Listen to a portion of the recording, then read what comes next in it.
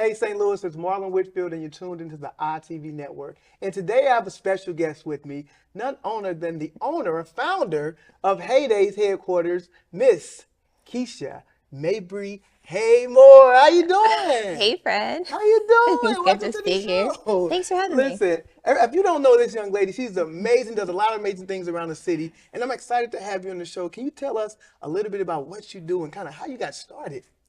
That is a loaded question. It is. I think a lot of people are like, what do you do?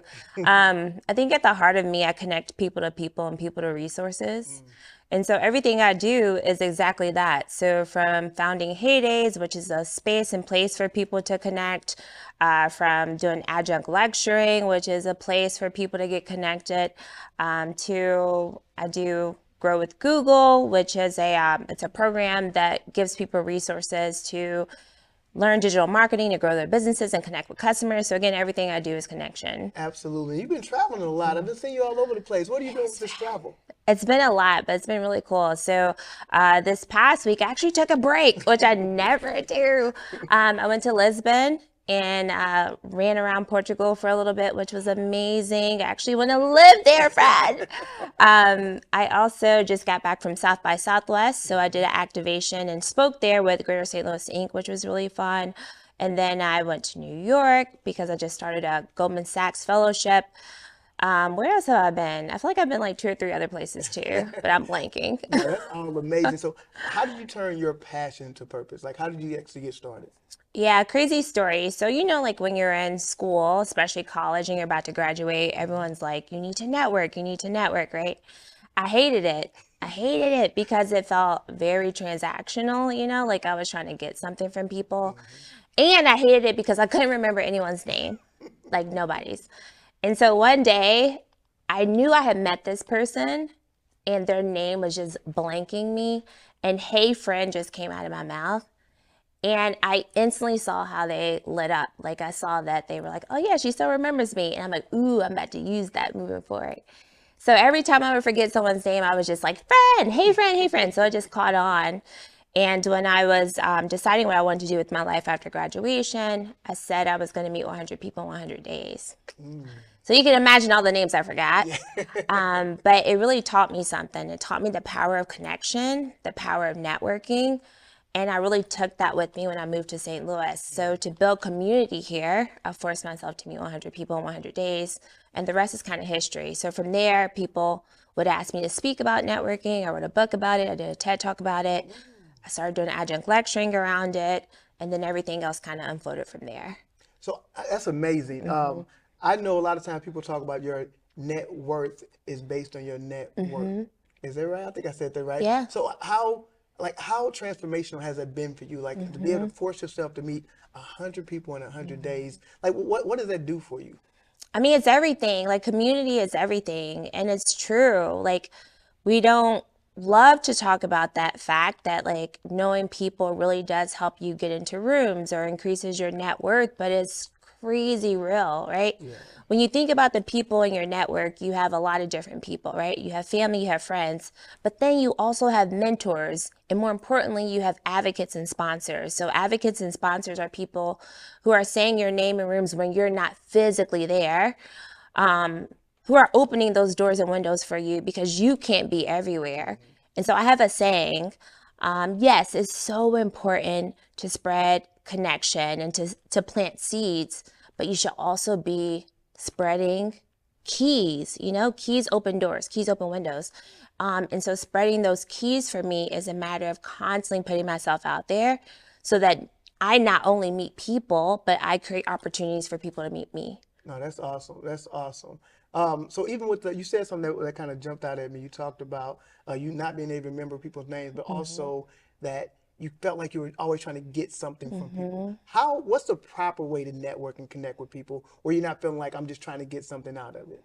Yeah, for me, it's rooting it in friend working. Like, hey, friend, yeah, it's something I did not to let people know I forgot their name. But it also, for me, sets the tone of the conversation. Like, this is an opportunity for you to build a friendship, right?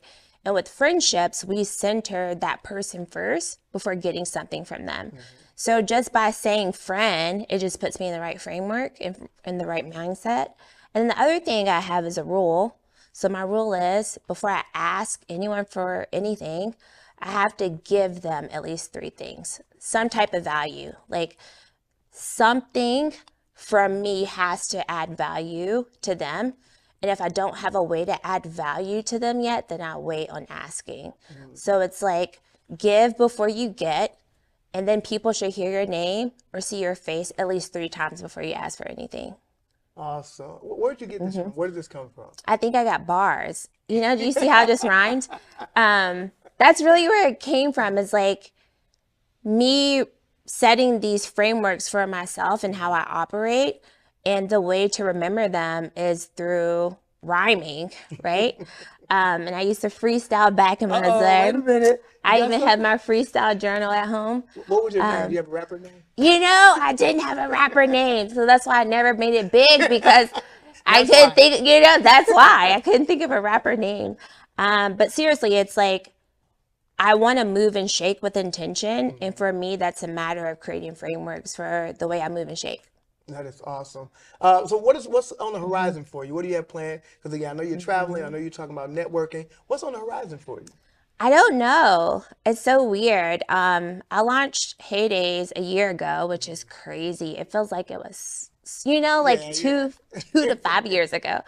And so I told myself I was going to give myself 1 year to collect data about the space, make decisions. And so that's where I am. You know, Heydays opened in February of last year, so we're in March. So right now, that's what I'm doing. I'm looking at the data, doing strategic planning, and figuring out my next move, which in many ways is crazy. Like I feel like, wait, I don't have a next move, but also exciting because like I can decide what's next, Yeah. you know? Yeah, and it's interesting. You coming from Kentucky and being in St. Louis, we hear like St. Louis is so cliquish. Yeah. So with you meeting 100 people in 100 days and constantly, do you feel that? Do you feel that people are cliquish, or is everyone's pretty open, or what is your experience in that? That's a great question. Is St. Louis cliquish? Absolutely. But I feel like most cities are, you know, and I think the clicks come from trust, you know, like people want to know that they can trust you before letting you into their inner circle, which is normal human behavior, right? But I think the thing that sets me apart is that I did the work to build community. And again, my goal is to always give before I get. So because I move that way, I think people have, they see my heart. They see my heart and they know that I'm not out there to like use people or use them. And so because of that, I feel like I've been able to like, I don't want to say the word infiltrate, but like in a way, like break circles and break cliques that a lot of people feel like they haven't been able to do.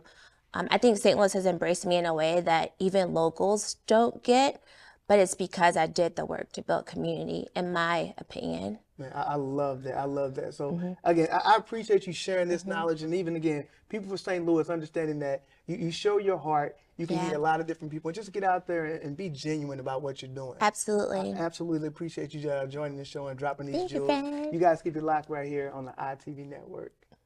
That is awesome. Like that is some real Thank knowledge you. you dropping You right know, I try to drop gems where I go. It's that giving. there.